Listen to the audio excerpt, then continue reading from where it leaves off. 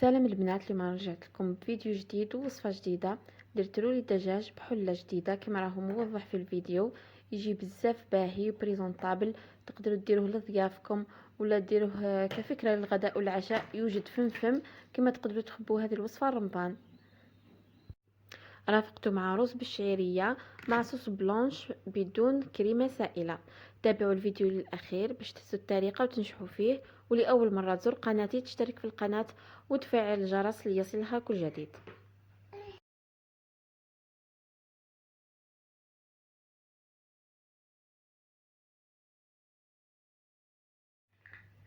لهذا الوصفه واش نحتاجو؟ طرف تاع صدر تاع دجاج واش كان متوفر عندكم. انا درت صدر كامل، مجموعه من التوابل، بصله صغيره ولا نص حبه بصل، ثوم، شويه تاع زيتون خضر، وعندي معدنوس. وتحتاجوا ثاني لا شابلير، ما كانش عندي بلي طرف تاع خبز.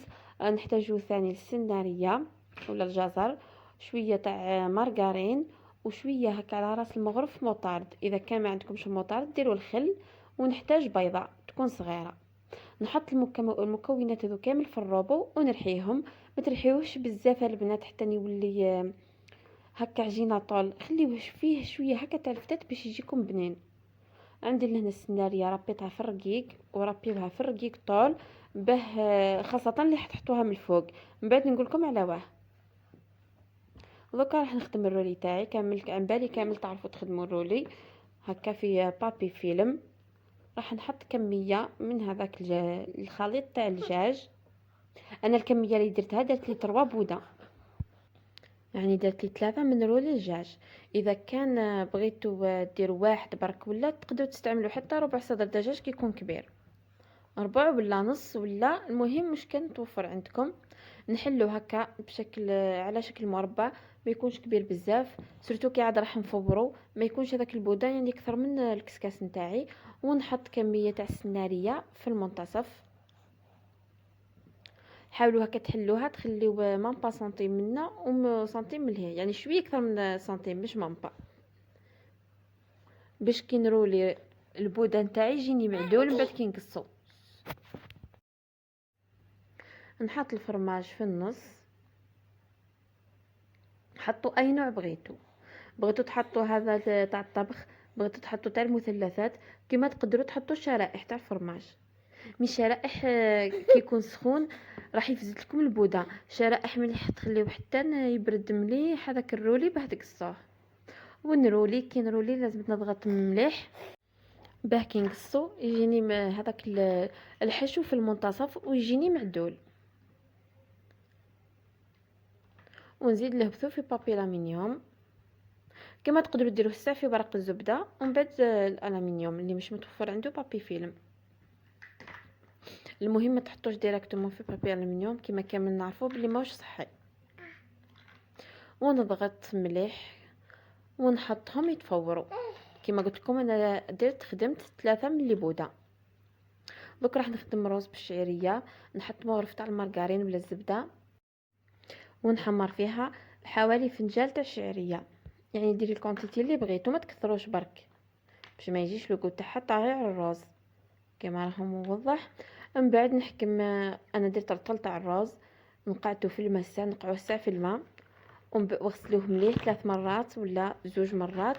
وحطوا على هذيك الشعيريه زيدوا ورقات تاع الرند، شويه تاع الكركم، ونحطوا نحركوا هكا يعني شويه فوق النار. من بعد نمرق الكيله تاع الرز، راح تحطوا لها اكثر من 2 كيلات تاع الماء، يعني على حساب كيفاش تشتيو الرز تاعكم طايب. المهم هذاك الرز يتغطى بالماء وتفوتوا له 1 2 ولا 3 صباع من الماء باش يطيب لكم مليح. وما تنساوش طبعا الملح، ونخليه يطيب على نار ناقصه. بعد ما فاتوا 45 دقيقه طاب الرولي تاعي، راح نحيه ونحمره في شويه تاع مارغرين، منها يزيدوا بنه، ومن هذيك المارغرين اللي حمرت فيها الرولي نخدم بها لاصوص اللي حنسقي بها الرز. نحط هكا مغرفه مليحه تاع مارغرين ونحمر فيها لي بودان تاوعي. وهو هكاك مازال دافي. نوجد السناريه تاعي نربيها في الرقيق. البنات ربيوها في الرقيق هذاك اللي يكوبي، مش هذاك اللي يجيو شرائح هكا طوال. باه من بعد كي تخدموا الرولي وتجيو تقصوه تقدروا تقصوه فاسيلمون.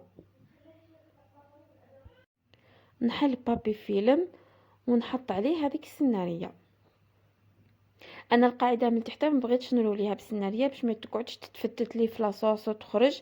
درت غير يعني من الفوق وخليت القاعده يعني منين حنحط الرولي في السحنه ما غلفتوش بالسناريه.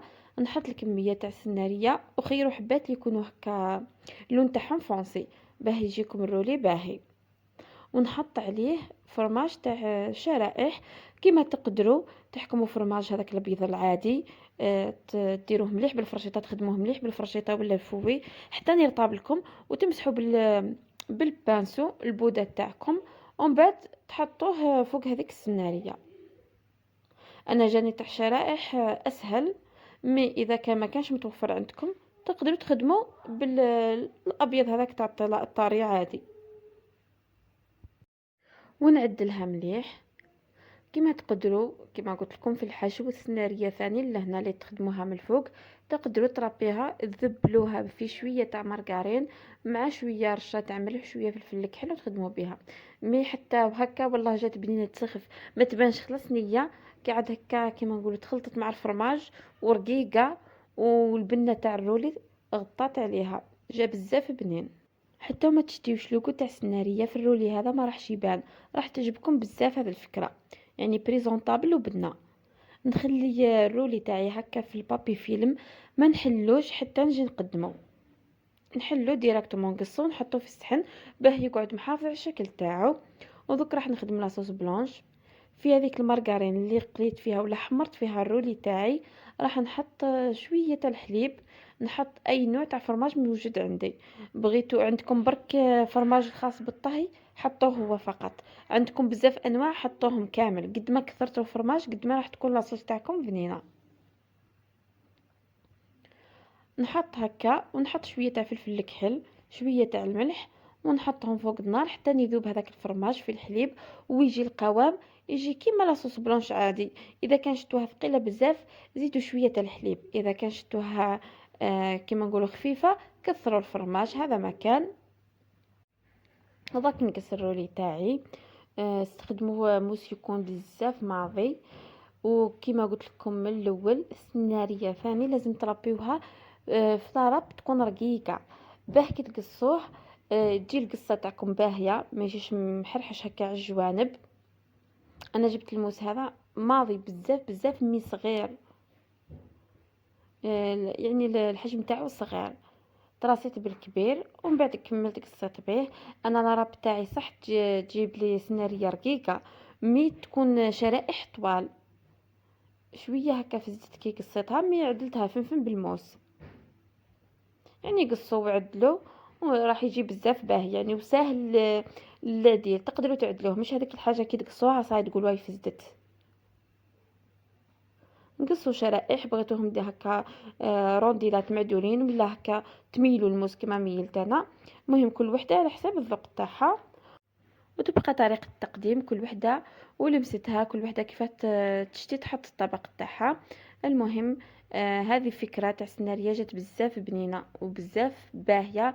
لهنا راهو التصوير ما عطاش للطبق هذا حقه خاصه في لي فيديو الصور راهم شويه راهم بانوا مي الفيديو ما فهمت كي عاد في الليل ما فهمت الاضاءه تاعي اللي نقصت تاع الكوزينه. المهم الطبق خرج في لي فوتو وفي الفيديو هذاك اللي حطيته مع لي فوتو هذيك هي الصوره تاعو ريال بس كيف ما حطيت في واحد الشوكه هكا كانت الاضاءه فيها واضحه يعني وقاويه بينت الطبق بينت الحقيقه تاع الطبق. ودوك راح نبريزونتي الروز تاعي بعد ما طاب جات كل حبه وحدها ونحط قدامه هذاك الرولي مع لاصوص بلانش اللي خدمتها وجاء طبق ولا اروع في المنظر وفي البنه.